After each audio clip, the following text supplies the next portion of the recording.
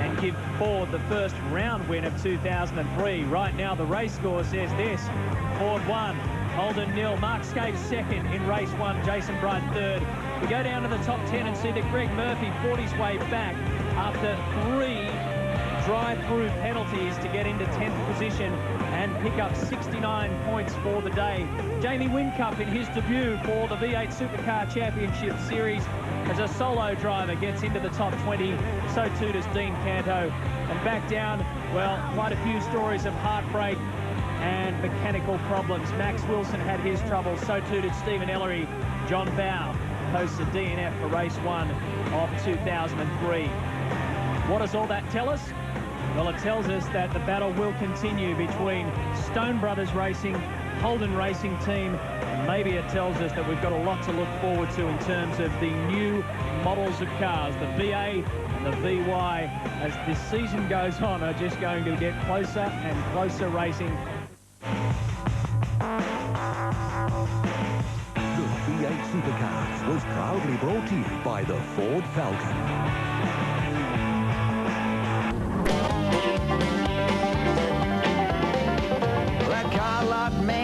Said, I've got a deal for you. He's got aircon, cushy seats, and rides real smooth.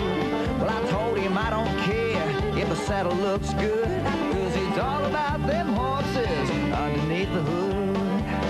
I was built for speed, I was born to run. I get chills when they fire off that starter's gun. Keep your rocking chair and your tranquility. I wasn't built for comfort, I was built for speed. I wasn't built for comfort, I was built for speed. This, folks, is payday, because now it is time to cash in at the Clipsal 500. It looks pretty even from the word go, although Mark Scape has got by. Marcus Ambrose will go into turns 1, 2 and 3. They're 3 abreast. They sort themselves out. Scape through. Then Ambrose, Stephen Richards. Look who's pouncing up the outside. That's Stephen Johnson. And that marker pole has gone from turn 2 today, enabling everybody to use a bit more space through turn 2. But a great start from Scape, and there's a bit of aggravation back in turn 4 there. You can see somebody backing off up the escape road. Greg Ritter's involved in that. And Dean Canto as well, who nearly flicked turned right into the door of the 0-0 car. And very difficult to get that number of cars through these tight corners in the opening lap. So it is Scape from Ambrose. Stephen Richards got a very good jump up to 3rd. He's in the hunt. Jason Bright has dropped back a little bit. Cameron McConville starting to wander across the road to hold position as they come down to turn 8. That's the sweeper, the one that you saw Neil talking about. 240 kilometres in, and about 206 kilometres is the exit speed. Turn 9 they go, back up to Wakefield Street. This is the technical part, the rear part of the circuit. This is where we'll see some danger later on in the race, but right now they're all trying to keep clear and keep these things straight to complete the first lap of Sunday race day. Rick Kelly's the one in the Kmart car having a look, and there goes Richards down the inside of Ambrose, and Bright buys in as well. Stephen Johnson too. So change for position before they cross the start-finish line at the end of 1, and a big margin to Scape, whose standing lap time is a 1:31.9. You can see on your Shell Helix race update, Scape, Stephen Richards, Marcus Ambrose, Jason Bright, Stephen Johnson are your top 5. Then it was Todd Kelly, Russell Ingall, Greg Murphy, Cameron McConville and Rick Kelly make up our top 10. Up they go Wakefield Street again. This is where we saw quite a few dramas yesterday. A little puff of smoke out of the back of Anthony Tratt. And on the inside, Stephen Ellery took that line aggressively. Oh, someone's in there with a flame. Oh, in goes one of the Team Dynamic cars. There must be something on the road up there. So car 45 heavily into the back. That's Jason Richards, and that's very likely a safety car incident. Heavy contact, nose to tail, in the tyre barrier on the exit of 4. Well, Richards came along a long time afterwards for that to happen. We saw Anthony Tratt. Yellow flag, safety car, standby. That's Tim Schenken there in race control, and you can see them go straight into action. It's quite an extraordinary view that we've been given in there. So yellow flags, safety car conditions, and Anthony Tratt is okay, which is the good news. His car is a completely different story. You watch the first incident that goes on here. That is Dean Canto getting into a little bit of trouble, and Greg Ritter. Well, he had one of the FPR cars stuck in behind him. Here comes the second incident here. You can see that Tratt's already gone in and whacked. Gee, that was Richards. That's very strange. He might have just gone wide onto the dust and the marbles on the outside of the turn. That's Anthony Tratt just removing his helmet in the foreground. That's Simon Wills, the sister car in this South Australian-based team, Grant. The good news from this team is that there was a problem with Jason Richards because of his Friday's crash. He had quite a crook neck. As a result, you saw him wearing that brace there, but he is okay as a result. But John Bowe also electing to come in at this stop. They were debating on the radio as to whether it's a good time to come in. He won't make up position on track just yet, but he will later in the race. But can he hang on with his tyres for that long? And there is Bowe in the pit as Craig Baird goes out. And Greg? Guys, I can tell you that Craig Baird came in for the tyre stop then, and the Team Kiwi Racing group are running an ex-Gary Rogers Motorsport Commodore this year. It's Garth Tander's car from last year. They had an engine drama in this morning's warm-up. They've changed it for the race. They had no time to test it, just finished the change in time. So far, Craig Baird is giving this car the thumbs up. And this might be interesting to watch Mark Scaife at this restart, because he admitted to me that yesterday in one of the restarts towards the end of the race, he actually missed a gear, made a mistake and managed to hold on to it. He, of course, finished second overall. So around turn 14 they go. They'll cross the control line, and then it is gloves off again. On lap 4 of 78, we've got a restart. Scaife takes it into the centre chicane. Stephen Richards, Marcus Ambrose, Jason Bright, Stephen Johnson, Todd Kelly, Russell Ingall. Then the Kmart Commodores go through, and so too does Garth Tander. Move back in the pack here, one of the Kmart cars down the inside, and it's Greg Murphy down the inside of Russell Ingall, side by side to 5. Ingall up the inside.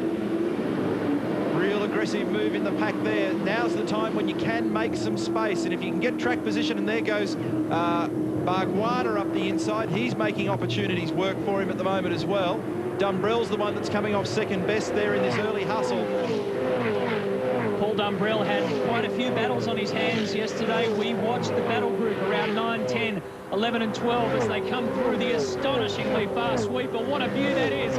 Look at the way those V8 supercars come roaring at you. An amazing high-speed turn. A little bit of a tussle between Stephen Johnson and Jason Bright. Back to Paul Dumbrell. He said to me, I knew I was in the big time when I started having a fight with Russell Ingall, and Russell Ingall started fending me off. You learn pretty quickly who not to pick fights with. Russell had to grab some brake in the middle of the corner then as he came through 11. We're on board with Greg Murphy. Sticks with fourth gear around there. That's the rev limiter that you can hear protesting in the background, and now they come on to the start-finish straight. Lap 5 of 78, on board with Murph, chasing Russell Ingall. Scaife, Richards, Ambrose, Bright, Johnson, then Kelly, Ingall, Murphy. Murphy was having another look up the inside of Ingall when they got down to the hairpin that time, trying to make an opportunity. Kelly's come up. That's the Lansvale car, Grant. Yeah, this is the real heartbreaker of the story of the race so far. Trevor Ashby, Cam was looking so good. You were looking to be a force in this race, but not to be. No, look, it's pretty unlucky. I think, you know, we had such a great day yesterday finishing in 8th spot. The car was very strong. We've come out this morning and this afternoon we've found that there's a problem, the clutch slipping. We don't know what it is, but we've got half the team under the car trying to fix it. Let's hope you can get back out and grab some points. Thank you, that'll be the go. You know, that really is heartbreak. As you can see, Jason Bright post the fastest lap on 6. As Cameron McConville said at the start of this program this afternoon, it just shows that V8 supercar racing, no matter what changes you make, is all about qualifying. He qualified 11th, finished 8th in race 1, but has now been checked out of race 2 for now. We're on board, and Russell Ingall looking out the back of the Caltex Haviline Racing Ford, and he's got a handful of Greg Murphy as he brings it down to Kettlebell Terrace. Rather, that's Barts Hills Road, the Adelaide Straight, leading onto the sweeper. Grab 6th gear just briefly on the approach to 8. Feather the throttle across 8. It's about 210 kilometres per hour. Back on the gas again in top gear and down into 9 at just on 230 kilometres per hour. It's just 60 Ks here. Some choose first with a heavy fuel load, some in second, and then up to third briefly on the rev limiter before they turn left here. This is right behind the pit paddock area. They can use more exit space this year. Some of the rumble strip has been moved away. And then this fast right-hander that brings you to the slow corner onto the pit straight, turn 14 and about 70 kilometres per hour in second gear. As we go back to the leading bunch, Richards has just given himself a little more of a breather here, and actually Ambrose has dropped back a spot. That's why. So Jason Bright has moved up 1. So Commodore 1, 2 and 3. Ford Falcon is 4. The 2 older model Commodores are now 2nd and 3rd, so for some reason Bright has been able to put a move on Ambrose, and here it is. It happened at the hairpin. Brighty gets down the inside. Oh, this would have been real close stuff down there, and a bit of biff and barge. Very light contact, but enough for Jason Bright to get through, and they almost both went into the back of Stephen Richards. Still 69 laps to go, of course. They're on lap 10, and your Shell Helix race update has clicked over to show that it escapes Stephen Richards. There's Bright in third position, so Marcus Ambrose drops down a slot. He's now lost 3 places since we started this race. Just like yesterday, it looks very straightforward, 1, 2, 3 if you like, but really this is a real driver's race, isn't it? They're not sort of spearing off into walls and all that kind of stuff, but there's some really good battles going on in between second and third and 9 and 10. There's all sorts of little wars raging in between this field. Well, it's highly intensive regardless of where you are in the field, and there are some very good drivers. And look, another move on here. Some very good drivers in very good cars up and down this field. Bright, good move, makes it stick second. Richards goes for the crisscross, but he's mispositioned here as they get to the left-hander. Turn 11. So Bright is charging. His car looks very strong. They're now working lap 9 of 78, 10 of 78 in fact. And right now is when you begin to discover where your car is trending. You've started with 120 litres of fuel, almost 100 kilos of weight over the back of the car. The tyres have gone past their green best, and whatever condition you've got, you're stuck with. So you've got to start thinking about looking after the tyres and looking after the car. There's a heck of a lot of racing to come. Well, we had an incident early on, but these guys have gone full throttle into race day, payday as we've been calling it. Mark Scaife leads the Clipsal 500 on the Sunday. Can the Holden Racing team make it 5 out of 5 on Sunday here in the streets of Adelaide? Still a hell of a long way to go. We'll be back right after the break. Come back. Lap 18 of 78. We look down to car number 33, and that's position 13, Jamie Whincup, with Paul Wheel from Team Brock behind him. Gary Rogers was impressed with Jamie Whincup yesterday. Did a good job in his first real outing in the V8 Supercar Championship. Stayed out of trouble. Not a bad effort. And Gary Rogers said he probably copped a belting around the ears at Albert Park. Paul Wheels had enough of that. Shoots up the inside at turn 9. Nice and clean move. Yeah, he had him set up from a fair way out then and got track position early and was able to pretty comfortably outbrake. But this is what I spoke of earlier. A lot of battles up and down the entire field. Real intensive motor racing, and these guys are going to be at it for the best part of 2 hours. It's a long time in one of these very hot cars inside, which are generally 20 to 25 degrees above ambient. So today we're talking about above 40 degrees inside the car, and it's a very busy circuit, no relaxation. Look at the sweat on the face of Mark Scaife. They were using dry ice in their cooling system yesterday to pump ventilated cool air through that little system on the front of Mark's helmet where it says Xbox, and the dry ice was so effective it froze up all the pipes in the ventilation system. It wasn't really working very effectively, so today they were going to use a slightly different method, try and keep some cool air in there, but it's a real issue in these cars. You watch Mark Scaife's eyes, especially in that helmet, you can see the amount of concentration that is needed around here. That's part of the reason why it's absolutely so brutal on the drivers physically. The V8 Supercar website up and running as always. Check it out. You can see where we're headed, who'll be driving, all the facts and figures there. Todd Kelly now in a battle with Stephen Johnson. That's 5 and 6 positions on the road. Our race leader is Mark Scaife. He's doing some good times compared to Jason Bright, who's behind him. Stephen Johnson on board. We're in position number 5. And I hear that Jason Bright is in lap 19, and they've elected to come in early.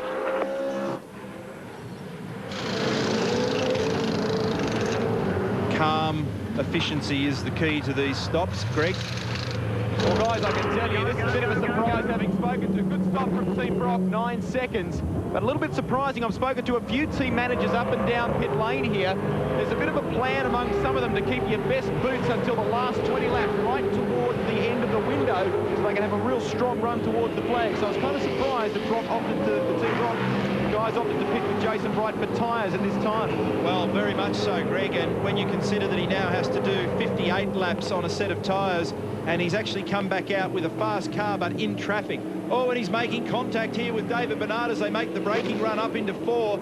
Bernard with warm tyres, with obvious additional pace, and trying to make his way back to the race line, and Bridie trying to get his thing wound back up. Now, the problem for Jason here is that when he gets back to race pace, he'll invariably have a quicker car than most of those guys around him, but he won't be able to use it, and he's got to make those tyres last 58 laps, and that's a long way.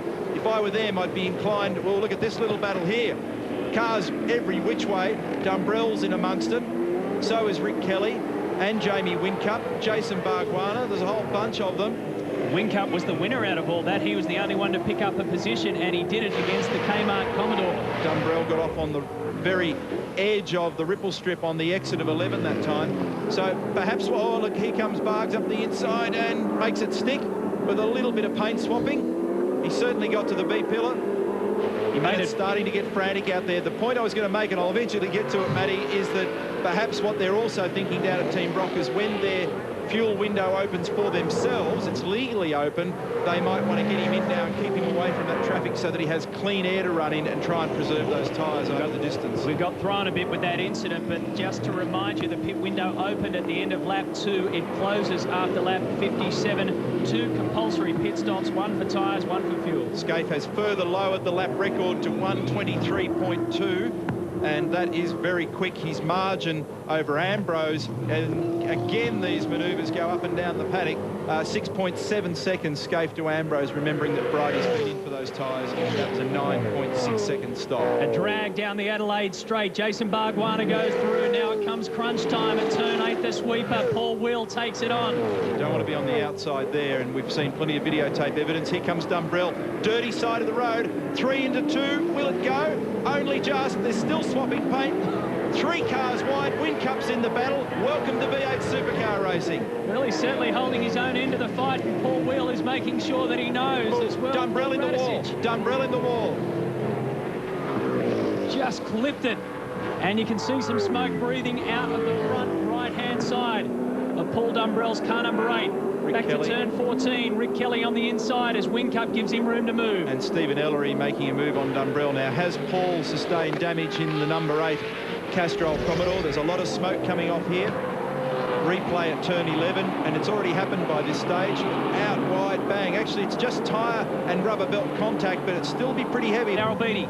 Yeah, Mark's in, Matty. They're obviously going for fuel first time around like they did yesterday. It's an interesting point. They took a good look at Bridie's big crew going for tyres first, but everything gone well down here. And Darryl, we've also heard that Ambrose has been told to stay out there until this stop has been completed further up pit lane. 12.4 seconds. As you see, the fuel is regulated as it goes in. So where does Mark Scaife rejoin? Well, he rejoins the track. He's got a lot of fresh air, so that's good news. Nobody immediately harassing him while he's got cold tyres, so he can settle into his rhythm quickly. And so far, we've not seen anybody in the immediate area in front of him as Brad Jones comes in. Remember, these guys had trouble getting the wheels off yesterday. They've done some changes down there, and Dean Canto slots in the Team Better electrical car in front of him. You can just sense that there's more urgency this time around. On Sunday, they were conservative. There was no question about it yesterday, as conservative as race teams and drivers can be. Canto in and out. Fuel stop for him. There's definitely a touch more urgency on the Sunday race, and Brad Jones slots in behind Craig Lowndes. So Mark Scaife has completed his pit stop. He has the fastest time, a 1:23.273. Here's some action back at turn 9. Stephen Ellery goes through. The Orcon Ford goes through as well. Max Wilson, we haven't seen too much of him this weekend, being very quiet. As Richards comes in. Fuel very calm and considered up the front of the car. Around the back at the moment where the fuel's going in, it's a different story. Look at Richo just remaining focused. Watching the mirror. Right to go, go, go. And they're getting set up in there at Stone Brothers for Marcus Ambrose to come in. Be a good test of our assumptions. We're assuming that Mark Scaife will end up the race leader from Jason Bright, Stephen Richards and Marcus Ambrose. The Orcon Ford is in. You saw Jamie Whincup come in as well. This is team boss Mark Larkham. An expanded team this season. He's got Jason Bargwanna on board in car number 20. Invaluable in terms of the V8 Supercar Championship to have 2 cars now. You can share data, of course, someone to bounce off. It's simply the way it's got to be in 2003 and beyond. So Whincup rejoins. Larkham comes out as well.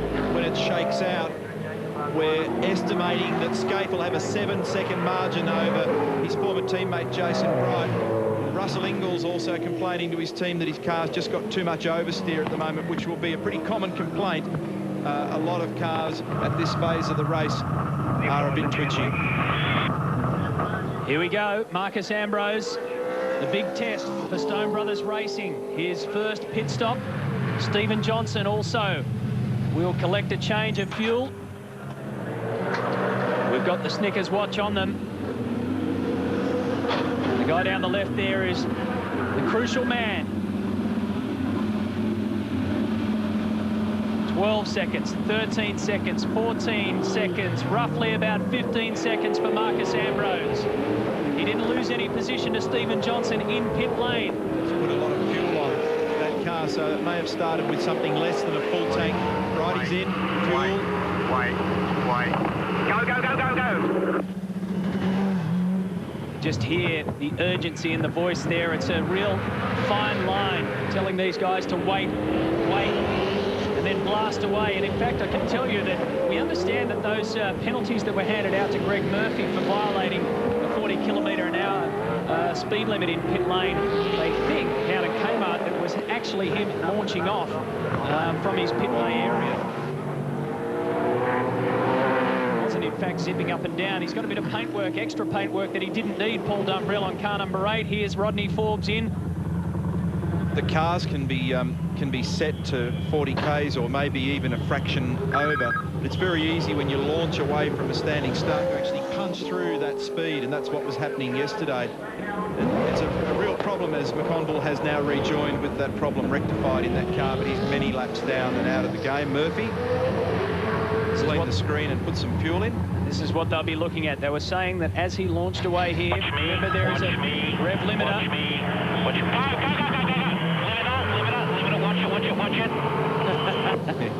Wonder why they're paranoid about that.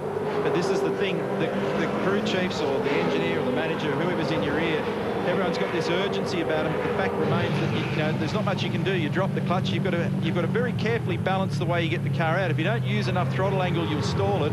If you use too much, they pop and bang, and it's easy to spike your way through the 40 k's. It might only be 40.5, but over is over the way they now rule the pit lane speed limit. There was a bit of leeway, no question, last year, but not much this year. There's no leeway, and they made that hard, fast and crystal clear yesterday. We've seen some examples in times gone by. Last year there were several of them where people used too much throttle angle with the speed limiter engaged. It fills the system full of fuel. Eventually it spits back. You can end up with an airbox fire and catastrophe. I think it happened to McConville in New Zealand. Lowndes got hold of Paul Dumbrell there, and Whincup got hold of Max Wilson as well at turn 4. Wilson was all locked up and out of shape. Here's Russell Ingall. Effectively completed 78 laps, 250 kilometres yesterday without power steering, which to me and you doesn't sound much, but try and muscle one of these around. No wonder he was like Popeye last night when he finally got out of here. These things have got a lot of caster on them and a lot of negative camber, and they've already got big, wide, slick tyres on them, so they are very heavy. Darryl? Yeah, Russell Ingall's just been here. They're waiting for fuel. They've made some adjustments through that back window, Neil. Something's going on there, but Scaife's in again, like you said, back-to-back like yesterday. He's come in again for tyres. Now, the big gain for Marcus yesterday was the 6 seconds he gained on the outlap and the in-lap and the pit stop over Mark Scaife. That's how the position's reversed. How does it shake out today? Our projections are showing a margin in Scaife's favour over Bright. And I reckon that what I just saw then confirms that, because that was Bright going through the shot. And has the Stone Brothers organisation been able to make some ground in their stop this time? We're reckoning that he's going to pop out of all this in third place as Bezzy rejoins in the FPR car 19. The corrected order will be Scaife, Bright, Ambrose, Richards, Ingall and Johnson. David Bernard had suspension problems in race 1. What can he do in race 2? Ford Performance Vehicle sponsorship on his car. Ford Performance Racing is the name of the team. Just look at that AU Falcon kick back and rear back as the horsepower kicks in. On lap 31 of 78, it is time to take a breather from the streets of Adelaide. Jason Bargwanna has the race lead at the moment. They'll shuffle out when we come back.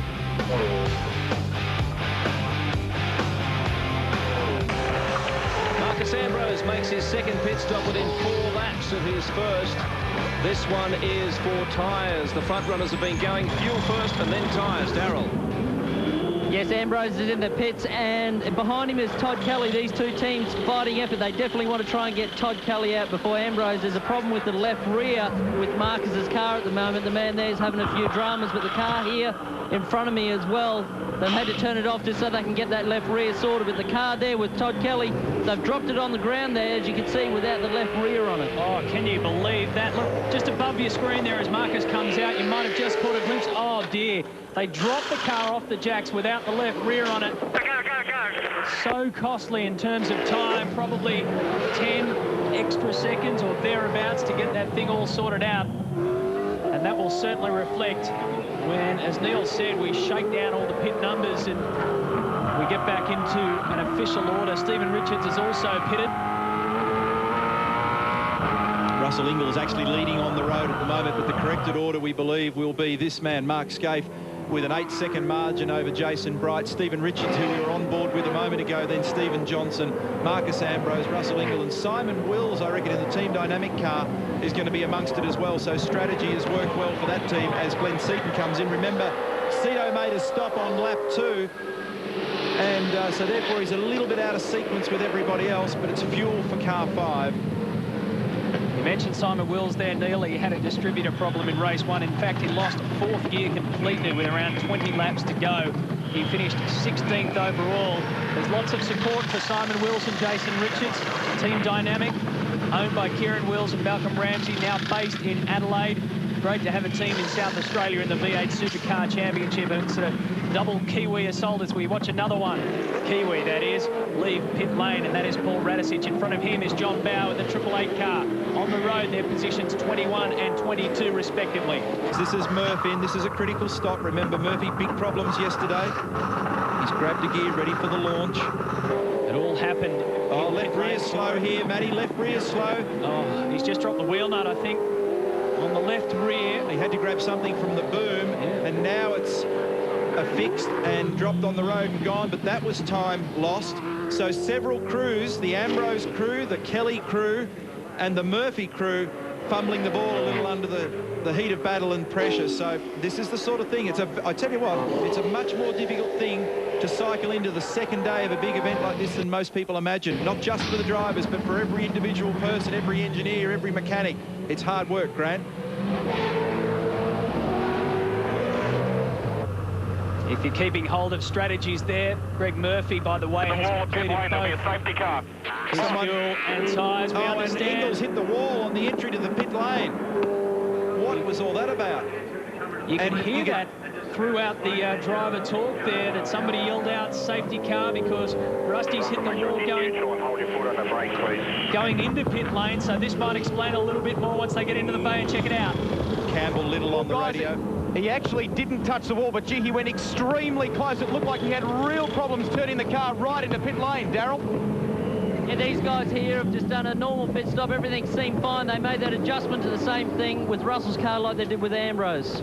New steering racks for that BA Falcon that you just saw, and also John Bowers as Max Wilson come in.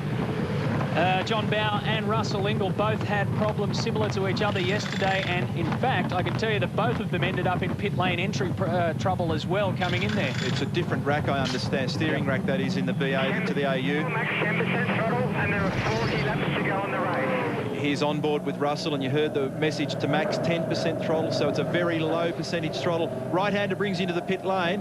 Where are you going, Rusty? And once you get out there on the marbly stuff, and if you don't have much lock available, which these cars don't, now he might have just made contact, but the last thing you need to be doing is a 3-point turn arriving in pit lane. John Bower with a problem. That's in the main straight there towards the end, up towards turn 1, so he's pulled over to the left-hand side, John Bower. And car 888 has given up the ghost on this one on lap 39 of 78. No word from the team. The main master switch, and the little switch is turned on. So it's an electrical flame out in that car. Garth Tander comes in.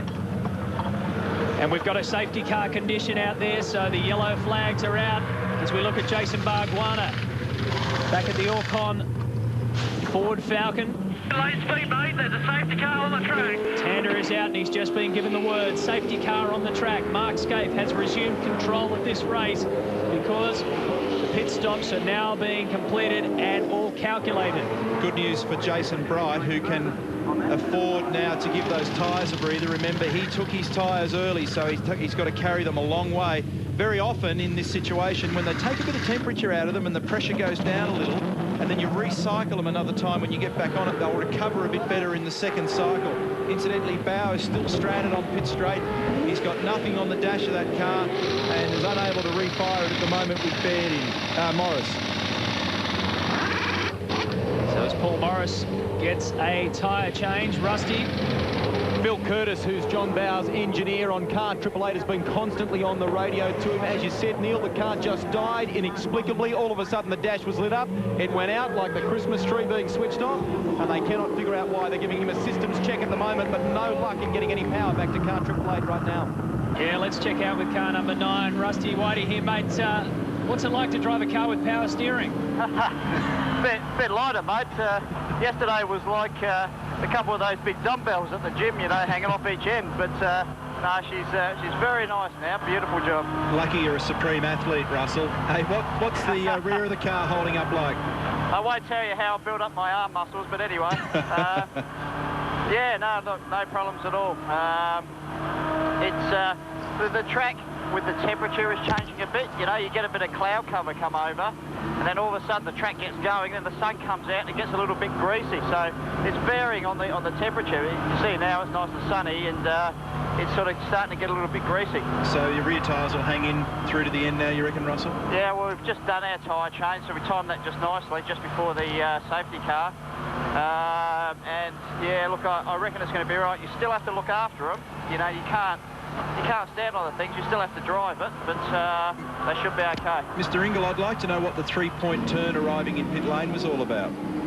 Well, a lot of people said, where do you get your licence from, in a cornflakes packet? So I thought I'd better do my driving test. So I reckon that was pretty good parking myself. A bit of parallel parking. What happened? How did it come about? Mate, I come in a bit hot and just locked the fronts coming in, and a little bit. It's actually a very tight corner coming in there, and just ran out of lock. And look, I might have made it, but it's not worth rubbing it up against the arm cove, damaging the spoiler. I'd rather drop her a second or two and back it up and look after the car. Okay, lights are going to go out, mate. Get back to work. We'll talk to you soon. Thank you. Thanks, dudes. See ya. Talk to the guys who have switched from Kmart to TWR, or HRT, should I say, back and forth around a Team Brock. It all seems as though it's under one umbrella, but the drivers will tell you differently. Once you go to a new team, you're certainly in a new ball game. A race restart we've got under crystal clear skies now, with the sunshine bearing down on us. Mark Scaife, Jason Bright, Marcus Ambrose goes through the inside of Paul Morris, who's effectively a back marker. Single file they go up Wakefield Street to turn 4. There's Ambrose. On the inside is Stephen Johnson. Paul Morris giving these leaders room to move. Russell Ingle now caught behind car number 29. Then it's Greg Murphy, Garth Tander, Rodney Forbes, Paul Wheels in there as well. And all the key runners have now done their stops, so it is a battle to the flag. Lap 43 of 78.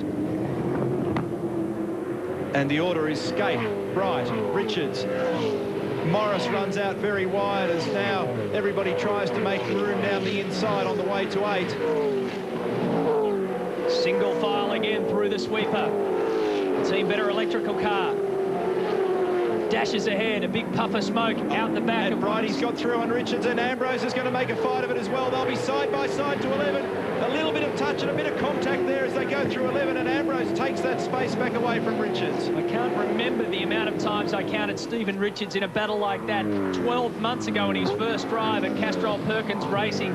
He just seemed to have everybody climb over the back of him, especially around 11, 12, 13. Makes you wonder whether the other guys have identified this. Let's go back a little. Take take you back to turn 8, and Stephen Richards really had to avoid major trouble up the rear of Jason Bright. And how it came about was he was trying to make a pass on Bridie. He had to move the car around, which unweighted one of the front tyres when he had a lot of brake pressure on it. Locked, carted him wide. Marcus had the invitation, got the job done. So Marcus Ambrose slots up into 3rd position. Stephen Richards drops back into 4th. Look at this. Now look at up this. to turn 4 again. Oh, that's the end of Jason Bargwanna. Can he hold on to it? Craig Lowndes, a victim as well. Well, they didn't hit anything. Rodney Forbes decides to keep on driving down the middle of Adelaide, effectively, but he rejoins. We need to dissect this and see what happened, but Bargwanna was first to go, and around the outside of him, evasive action from Craig Lowndes. Conville getting out of everybody's way. It's got a little bit frantic back in the pack here, and you could see that Bargwanna got crossed up, but somebody was into the side or the back of that car to make that happen. So when we see the replay, there'll be more to tell in that story. But that was amazing and crazy stuff for sort of 12, 13, 14. Oh, there was contact there with Rodney Forbes. Forbes and Bargwanna. Lowndes was down the inside, and he had a little bit of Dumbrell into the back of him as well. How on earth Craig Lowndes got out of that, I'll never know. Well, that scattered the pack. There might even be more to it if you went a little bit further back in that one. Meanwhile, Scaife leads 44 of 78. There's the margin, 1st to 2nd. And Ambrose and Richards are still pretty close to each other. Stephen Johnson with a watching brief. Russell Ingall 6th, then Greg Murphy, Garth Tander, Paul Wheels, Simon Wills in the top 10. There's the PlayStation race score order, 1 through 6. Then Radisish, Kelly, Dumbrell, Larkham, Canto. Got some more information, hopefully, on Rick Kelly's car number 15 with Grant Denyer. What was thought to be a quick fix for Rick Kelly has turned out to be much more. They tried to push the fuse in last time it came in. They thought that would do it, but it's been much more. They've had a bit of a dig around the fuel system. There's been some problems there. It all checked out in the back, but looks like they've had to get into the electronics of the car. It was starving, but now they've just fired it up, dropped it on its jacks and ready to get back out there. The day gets worse for Rick Kelly. Well, it's popping a circuit breaker, so it's got a fuel system electrical gremlin, and they're getting a variance in their fuel pressure, as I understand it, so they've got it sorted again now. There'll be some tiny little crazy thing there just tripping that problem, and he's back out and rejoining. Meanwhile, this battle continues between Ambrose and Bright.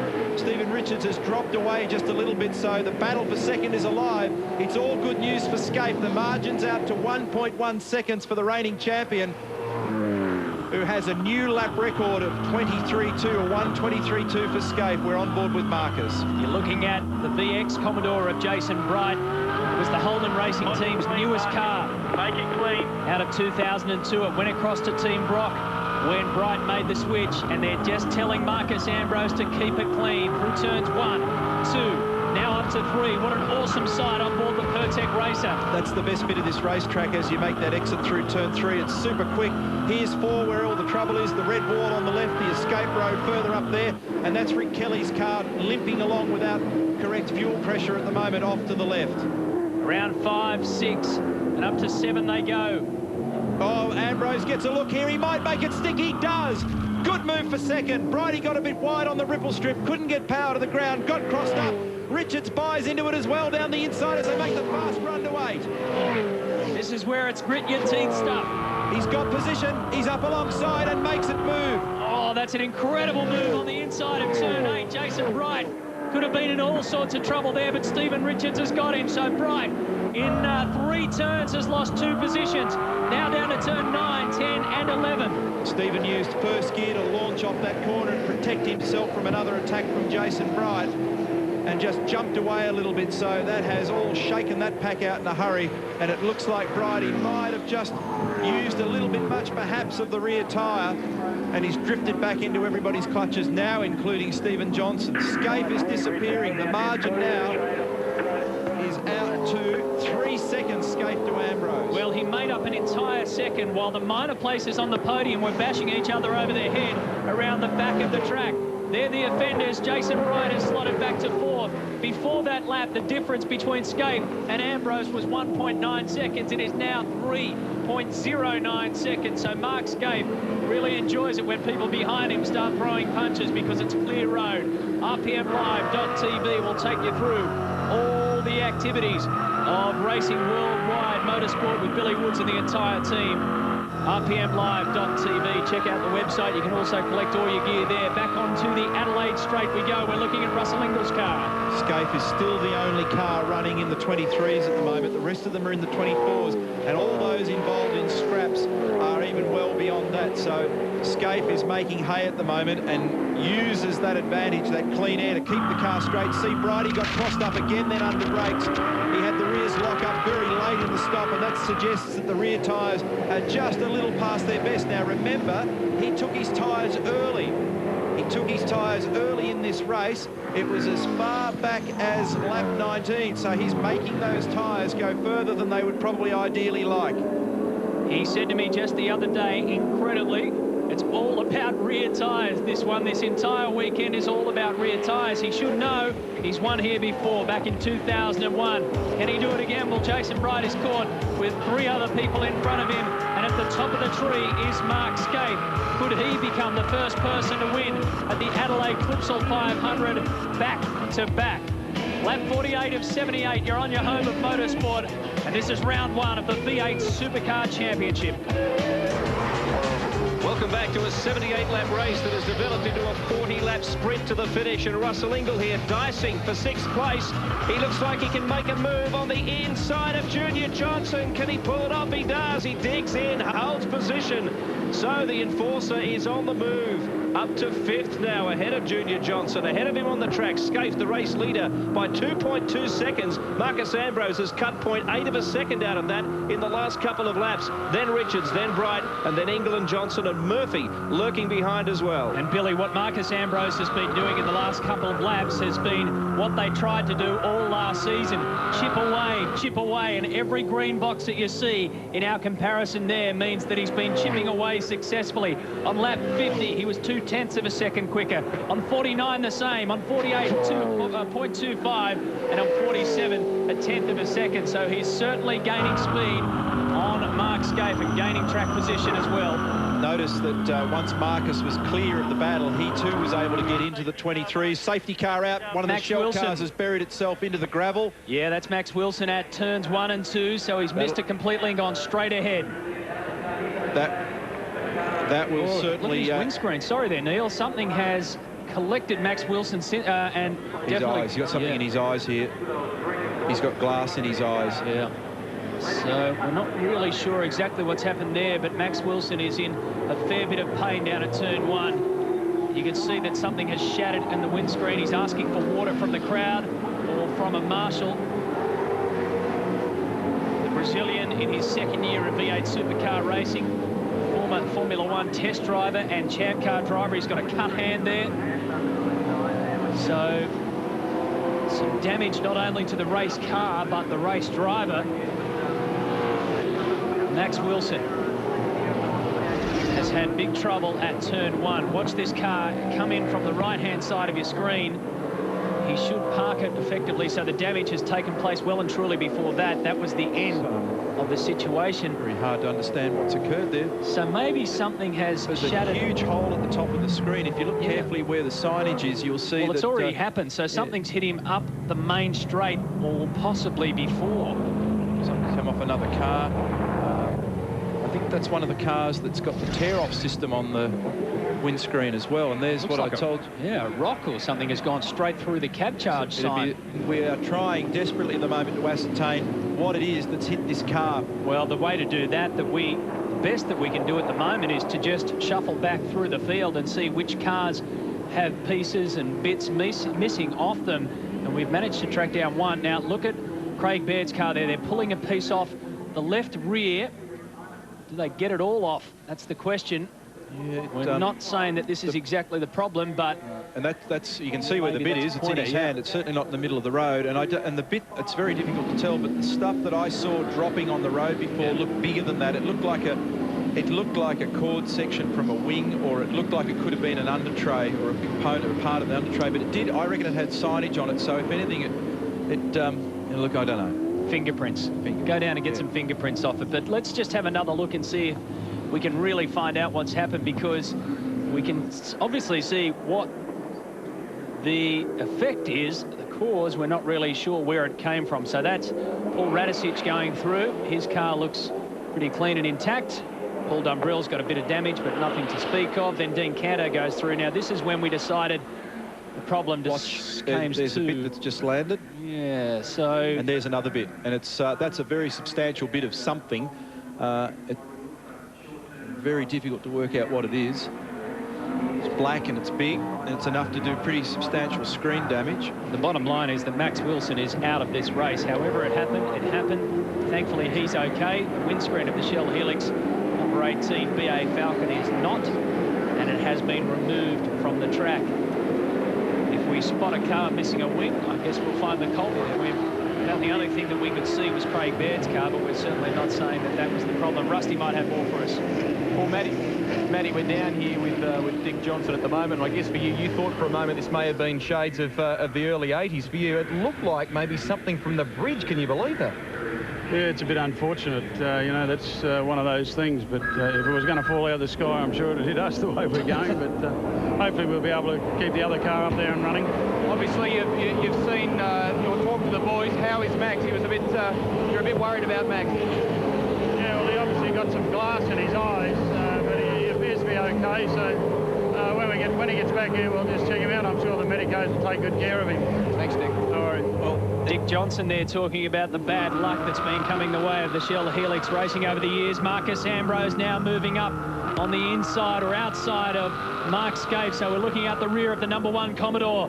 It's all bunched up again. Stephen Richards in 3rd and Jason Bright in 4th. And Ambrose getting racy on the inside. He's got it all crossed up. They make contact. He locked the rears. Here comes Richards down the inside. This is a difficult phase of the race on tyres that have cooled out and pressured down. Trying to push on is difficult. Bright's in there as well. Scaife, Richards to the inside. Ambrose hangs on.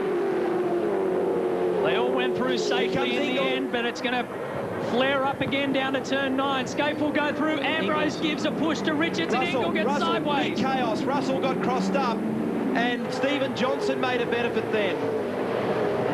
The first lap of the restart is normally the one to watch when they all come out firing. Russell Ingle now has 2 Team Brock cars behind him. Stephen Richards, Marcus Ambrose. So Richards has muscled his way past the Pertec Ford. Out in front is Mark Scaife. We think that the problem, back in the field, that is Paul Radisich. Around turn 14 now, further back to Max Wilson. We understand that it may well have been off the bridge that they're now going under at the control line. So a piece may have fallen off the bridge. Trying to work out if a car had flicked up something. It appears as though something may have come off the bridge. Again, may is the word to use there. Up to turn 4. Jason Bright's a big loser in all that. Everybody having a big go here at the braking area for Bargwana with everything locked up. There's Louds, who incidentally changed the front tyres in the stop because he would have flat spotted in that little catastrophe that happened earlier with Bargwana and Forbes and so on.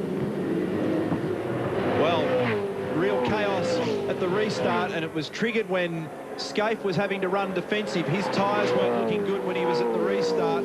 He hadn't got temperature and pressure back in them, so Marcus looked a bit quicker, tried to make a move, locked the rear brakes, got crossed up, made contact with Mark, and then it triggered a whole series of activities thereafter.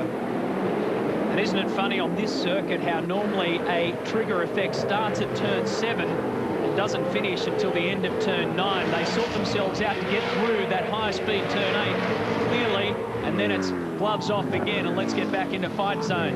34 is Gart 10, a 51 car is Greg Murphy. That's position 5 and 6.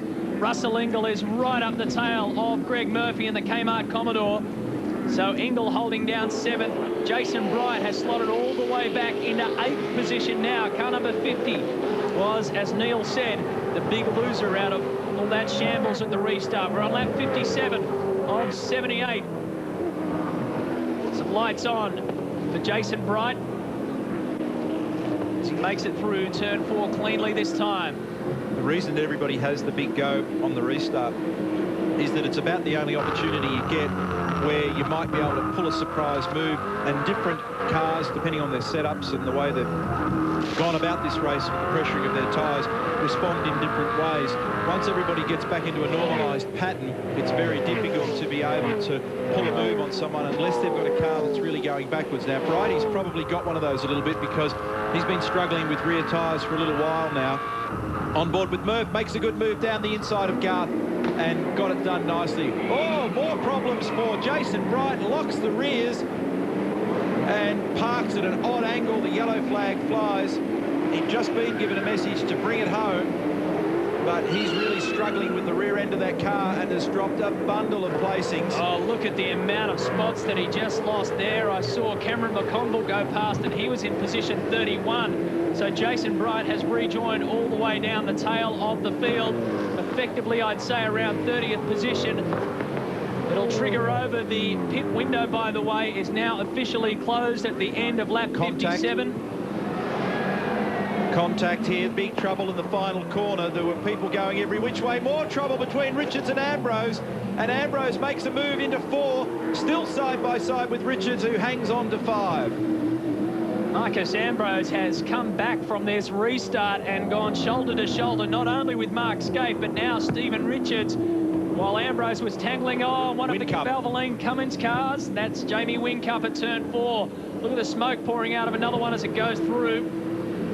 So Jamie Whincup wedged into the tyre barrier there at turn 4, trying to get it out. He's in reverse. Safety car has come out again. Which will mean that off the back of the safety car, you'll get another lap of chaos when everybody tries to relaunch. So and this is like a repeating cycle. But great to watch. Not so much fun to participate in, depending on whether you're a winner or a loser. And here is Craig Baird with the damage. Now, that happened at turn 14 on the previous lap. We didn't quite get all of it, and here it is. There's aggravation in the last corner, and I can't work out who the other car is that's half turned around in front of him. Is that the 00 Ritter car? I think that might have been, yeah, it is. Greg Ritter. He's complaining of some power steering issues as well with that car. Round he goes, and that's because Beardo was into the back of it, and Greg picks up the throttle to try and limit the backwards motion of the car. And he's up and away. He did an amazing job to get that car home yesterday in 22nd position, albeit, but Greg Ritter has had serious back problems in this event. We understand that he might have done it moving furniture throughout the week. He's been having intensive physiotherapy. He had a lot of trouble with the feeling in his legs, would you believe it? And he managed to complete 78 laps this grueling 250k race yesterday. But the 250k race today, which will decide the overall winner of the Clipsal 500, is still not done and dusted yet. You look now, we'll try and get hold of Greg Murphy for the first time today. I don't think we've got a lot of time, but Murph, it's Matty White here, mate. So much road rage at that restart, but you managed to benefit from it. Yeah, that's a good way of putting it, Matty. Plenty of road rage. Actually, I gained out of that. Garth came down the inside of me and got past, and he made 3 spots in one go, but I managed to get back past him. So I benefited from that little bit of road rage, and we're back in the 5th. So the car feels pretty good at the moment. Murph, it seems like the conditions on the track come and go a little. Any reason for that? Yeah, you're probably absolutely right. I found probably halfway through the first stint, I was really starting to struggle, and then Russell got a fair big gap on me. And the second set of tyres seems to be working a bit better, and the car feels pretty attuned at the moment. We're doing this reasonably comfortably. I don't know how, if we get a good run from the safety car, how far ahead these guys will get, but we'll try and stick with them. And what's the general track condition like? We're seeing a lot of debris and rubble off the race line. It's pretty good, yeah. As long as you stay on the race line, it's fine. A lot of rubber offline, and you certainly don't want to get out there. I remember, Murph, last year you explained to me when the tyres go off, they're effectively like marshmallows. What marshmallow stage are you at the moment? You got me? He's disappeared. He's up the back of the track. So either A, he doesn't want to answer, or B, we've lost him. I reckon it's B. Gone to race face mode because the lights will be out soon. And lights are out on the safety car, and that point was when you hear these drivers say, these things go off. This is what happened to Jason Bright at turn 9. Locked up the rears and away he went. Always hard to know precisely, but this is another angle from the back of Greg's car. And in the end, Brighty decided that it was better to get to the left, otherwise he would have clouted the back of GT's car. Mark Scaife has Stephen Richards behind him, Marcus Ambrose, then Stephen Johnson, Greg Murphy, Garth Tander. That's your top 6 as they go towards the control line and take aim at turn 1. Single file restarts, no overlap allowed, and they're not allowed to pass until after they cross the control line. That's where the green flag is flying. It's a little bit different than years previous where you could actually get alongside somebody. So single file, and remember the opening lap last time after the restart was chaotic. This time it looks a bit better up at turn 4. The Shell Helix race update on the top left of your screen is about to change, or will it? We've got Brad Jones and Jason Bargwanna dicing for position through turn 4. Jones holds him off this time. Can he get the switch on the next turn? Not for now. Mark Noske is waiting to pounce in that group. So car number 21 is Bradley Jones. The Aussie Mail crew have certainly had their problems this weekend. John Bow's car gave up on him down the main straight. Bradley's 16, Jason 17, obviously, in this little battle.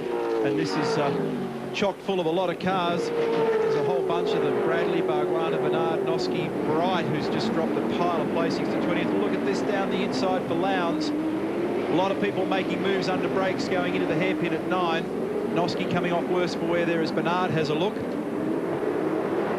And Craig Lowndes, by the way, is now up to 15th position. Remember, he had to pit again to replace the fronts, and he flat spotted them in that incident at turn 4, where about 4 or 5 cars went off. 62 of 78, we're getting towards the close of play. And this is where fitness will play a part. Of course, they have had 4 safety cars, so they've had a bit of a breather, but certainly this is one of the most physically demanding rounds of the championship on the body. Mark Scaife goes through, Stephen Richards, then Marcus Ambrose, Stephen Johnson, whose teammate, by the way, Max Wilson, is back after collecting some debris. We're still trying to figure out what it is, and I think Greg Rust might have the answer, Rusty. Matty, we think we do have the answer. We initially thought it may have come from the spectator bridge, which goes across the main straight here. Not the case. Let's have a look at all this debris, which has been brought back by the officials. It appears to have come from the back end, as you can see there, of car 44. So that is one of the new team dynamic entries. Now, all this stuff is obviously very, very light, but when Max Wilson is travelling at such high speed down the front straight and that stuff collects you at high speed, it's no wonder the windshield broke. It's good argument for full-face helmets, which Max does use, but boy, oh boy, you wouldn't want to get in the path of that. And while all that's been going on and looking at those scattered bits, thank you, Greg, the battle rages between Stephen Richards and Marcus Ambrose. And Marcus had a good look down the inside at the hairpin at 9. And that is part of the under tray section, I think, of the rear bumper assembly on the Commodore. Murph up the inside, tags Stephen Johnson, who gets crossed up and makes a position. Well, he didn't bother readdressing it, so he must have thought it was okay to take a move down the main straight. Stephen Johnson, he is. There you go. So the bottom line there is that the officials say to you, if you think that you've made a mistake out there trying to take someone, then you can readdress it and then we'll leave you alone. So that's exactly what Greg Murphy has done. Russell Ingall has a look up the inside, thinks twice, decides to settle back behind Greg Murphy. It's all getting dangerous again as they move up towards turn 5 and 6. Johnson now getting pressure applied from the Kmart Commodore. The Kmart Commodore getting pressure from the Enforcer. Tander's been shown the black flag for some loose articles hanging from that car as we go on board with Russell. A little bit of smoke from Stephen Johnson's car after the contact in turn 14 with Greg Murphy. Let's hope that doesn't rub too deep. Smart thinking on the part of Greg Murphy there to realise that he wasn't far enough up the inside of Stephen Johnson. Contact was made. Tim Schenken said, as you pointed out, Matthew, in the driver's briefing, if you deal with it straight away, we'll let you get away with it. If you think about it, or we have to come and nudge you about it a lap or two later, forget it, you'll get a stop-go or a drive-through. We had an extraordinary position yesterday where Brad Jones readdressed himself on an incident, but ended up having to wait for the guy to come past. Can't remember who it was, but it was Rodney Forbes, and he had to wait for him to come past. Now, I spoke to Colin Bond about that, and he said, well, those kind of things, I mean, you know, that's just pure sportsmanship, I guess, in the end.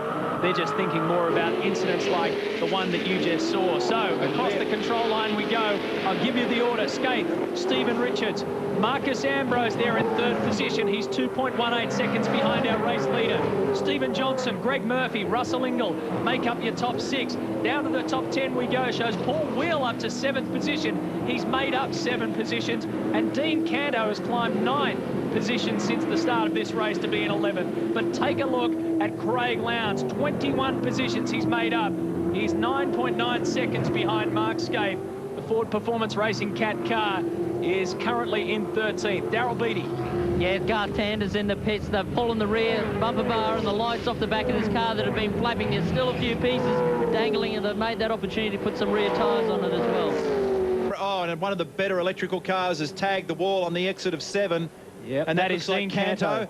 And I'd say that's pretty substantial damage around the back of the car. Marcus Ambrose last time through, and you can see it's punched the diff right across, and it's actually flared the guard on the left rear side. Got some news for you. Marcus Ambrose has a flat. That's why the car was sliding through 8 that time. And look at Johnson. Stephen Johnson's also got problems, but look at them ganging up. Still up, mate. Your tyre's still up. Look at them ganging up on Marcus Ambrose. He thinks he's got a flat tyre. It's just Crew's telling him the tyre's still up. Not quite right. He was saying something not quite right. I've just had a flashback to Phillip Island, and there is Stephen Ellery at turn 8 as his car shuts down, the 31 car. Flashback to Phillip Island when Marcus Ambrose was holding off Mark Scaife, and he radioed back that he had a flat tyre. They said exactly the same thing to him. Don't worry, let's see what happens to Stephen Ellery as we try and work out whether Marcus does have a flat or doesn't. Something's gone spearing off a wheel Ellery's nut. lost a wheel nut off the front right, and therefore the front right wheel has parted company. Actually, it's cut the rim in half. The rotor's gone straight through the rim. And that will bring out the safety car, which it has done, and that will give Marcus Ambrose a reprieve, because what's happening there is the rear tyres have gone greasy, they've gone off. He's suspecting that he had a flat tyre as Stephen Ellery climbs out of the super cheap car, the three-wheeler. And with 10 laps to run, depending on how long it takes to clean this car up, we might end up with 6 or 7 racing laps. Should be a pretty frantic battle to the flag here, chaps. I guess so. Mark Scaife, Stephen Richards, Marcus Ambrose is in 3rd position. They understand that there could be a problem with Marcus Ambrose in the rear of the car. May have broken something, might not be a flat. Let's take a look at his last 5 lap times and see if we can analyse that. Start from the bottom and go up. 24.6, 24.8, a 24 flat, and then the blowouts. 26.5, 26.5 for laps 66 and 67. Yeah, well, it's interesting to speculate what might be the issue with the back of the Ambrose mobile. Here is the PlayStation race score. Mark Scaife leads this race. Stephen Richards is holding on to 2nd position. We understand the left rear is the problem for Marcus Ambrose. What will it all mean when we get a restart? This is the 5th time the safety cars come out. We're going to have a dash to the...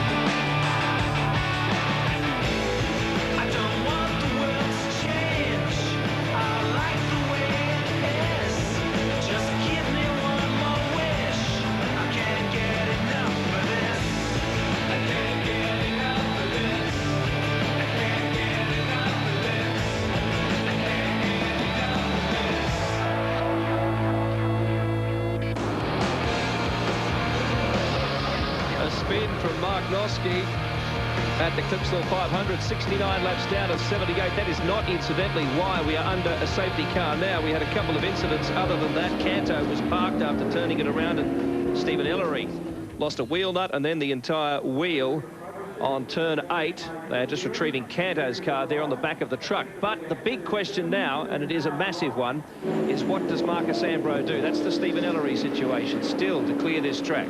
There's Ross Stone, and he's going to have a good look as it goes by. It's actually good news for them that this continues to tick down under the safety car at the moment. And 70 laps in and 8 to go. Hey, Craig Lowndes, are you there? I am. How are you, mate? Yeah, not too bad. How's your afternoon been?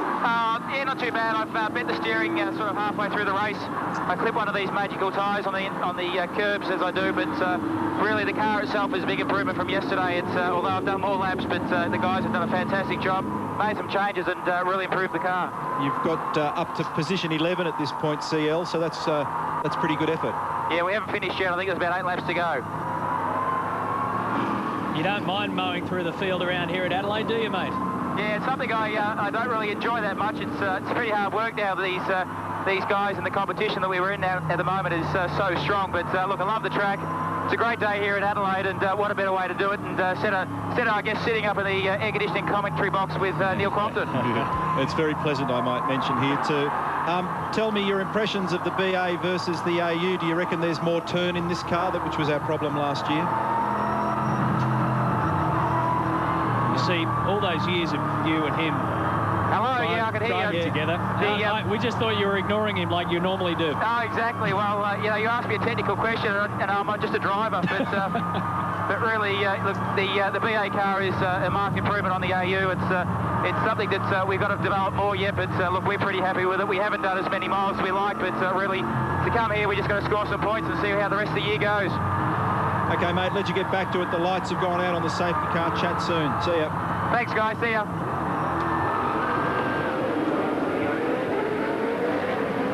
And in the cockpit there, we understand the temperature Lounsey and these guys are putting up with is around 35 plus degrees. It's been made, yeah, well, normally it's around 50 here, but it's been made easier with the 1, 2, 3, 4, 5 safety car periods that we've had. The lights are out on the safety car this time around, and that means that there'll be 8 full laps to go. And Mark Scaife will need to ward off the challenge from Stephen Richards. I think that there won't be a challenge coming out of Marcus Ambrose. Remember, Stephen Johnson's dangerous as well. He's going to be the one under pressure here if he's got some disabled element in the performance of this car, and he's the one who's going to have to be very careful. So we are restarting this race in the closing stages of day 2, the Clipsal 500 for 2003. Scaife, then Richards, Ambrose defensive, Johnson on the outside, then Murphy and Ingle. And it's Ambrose that we're focused on as now Johnson tries to make a move here as the Pertec car limps around a little off the preferred and ideal pace for that car because of a suspected shock problem. Make that 7 full laps to go. The question is, how long can Marcus Ambrose hold off this freight train that's lining up behind him? Probably not long. Down the Adelaide Straight at Bartels Road. Approaching, look at the smoke pouring out the rear of car 17. Yeah, that's from the contact earlier. Oh, and Ambrose gets very loose through the right-hander at 8. That'll give them incentive they need to get down the inside. He'll get swamped now. Here they come. Contact left, right and centre. Ambrose gets shoved wide. Stephen Johnson and Greg Murphy continue the battle through turn to 10. Johnson holds his position. Russell Ingle now applies the blowtorch to the back of the Kmart Commodore. Smoke continues to pour out the rear of Stephen Johnson's Ford Falcon BA. You're on board with the Enforcer for turn 14. Can he make any move on the inside there? No. Okay, mate, nice and smooth. That's a really good job. Jason Bright does and climbs. Well, he didn't get a position on Marcus Ambrose. So the order, with 6 laps to go, Mark Scaife, Stephen Richards, Stephen Johnson, Greg Murphy, Russell Ingle, Marcus Ambrose in position. Number 6, you can see it there on your Shell Helix update. Go through to the top 10. It'll take you down to 6, 7, 8, 9 and 10 where you'll find Paul Dumbrell. Well, very frustrating for Marcus Ambrose and for the Stone brothers after having a very strong and competitive weekend. One of the FPR cars has stopped on pit straight, David Bernard, and I think he's got damage there to the front right of that car. Yeah, it looks pretty ugly, didn't it? So he's had pretty serious contact with somebody. Stephen Johnson's got a little pressure off him right now. There's a couple of car lengths back to Murphy. It's on back in the pack here. Paul Dumbrell is being attacked by Jason Bright, who's probably got a new lease of life. And again, Ambrose gets crossed up in 8.